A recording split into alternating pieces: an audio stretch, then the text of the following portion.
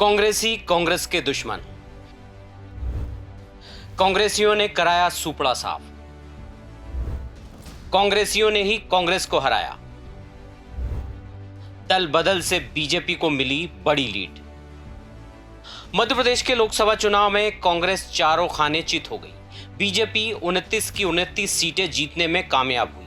ये तस्वीर का एक पक्ष है, लेकिन तस्वीर का दूसरा पक्ष बेहद काला है, जो आम इंसान को समझ नहीं आएगा, जिसे हम आपको समझाएंगे इस रिपोर्ट में। दरअसल 3 सीटों पर बीजेपी को कांग्रेस से कड़ी चुनौती मिली है।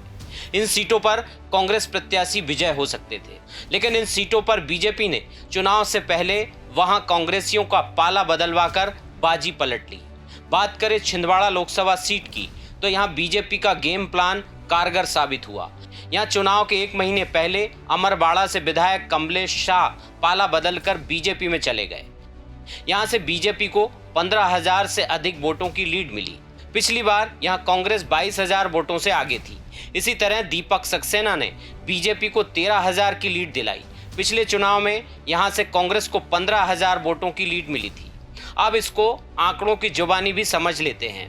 2019 के लोकसभा चुनाव में बीजेपी का वोट शेयर 44.5% था और कांग्रेस का वोट शेयर 47.6% रहा था, जिससे नकुलनाथ विजयी हुए थे। लेकिन कमलेश और दीपक सक्सेना के बीजेपी में जाने से 2024 में बीजेपी का वोट शेयर 49.41% पहुंच गया। कांग्रेस 40.70 पर अटक गई।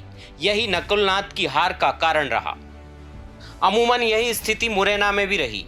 विजयपुर से कांग्रेस विधायक रामनिवास रावत पाला बदलकर बीजेपी में चले गए। यहां बीजेपी को 35,000 से ज्यादा वोटों की लीड मिली और बीजेपी 52,000 मतों से जीती। हालांकि यहां ओवरऑल वोट शेयर घटा, लेकिन रामनिवास के कारण बीजेपी का वोट शेयर बढ़ गया और इसका खामियाजा कांग्रेस को उठाना पड़ा। इसी तरह सागर लोकसभा सीट पर बीना विधायक निर्मला के बीजेपी में जाने से कांग्रेस को नुकसान उठाना पड़ा।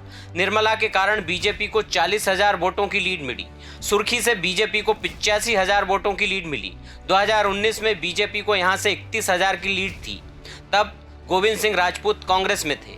पूरे क्षेत्र में बीजेपी का वोट शेयर 6% बढ़ गया। 4 सीटों पर दल बदल ने बीजेपी को दी बड़ी लीड। अब उन 4 सीटों पर नजर डाल लेते हैं जहां दल बदल से बीजेपी को बड़ी लीड मिली।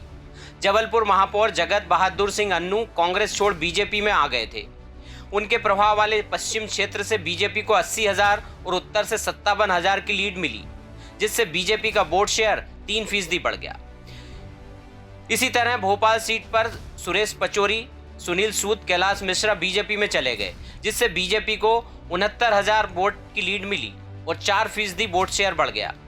ऐसा ही कुछ विदिशा के आंकड़े कहते हैं। सुरेश पचौरी के कारण बीजेपी को बड़ी लीड मिली। विदिशा के कई कांग्रेसी भी बीजेपी में चले गए, जिससे बीजेपी का वोट शेयर 8.5% तक बढ़ गया।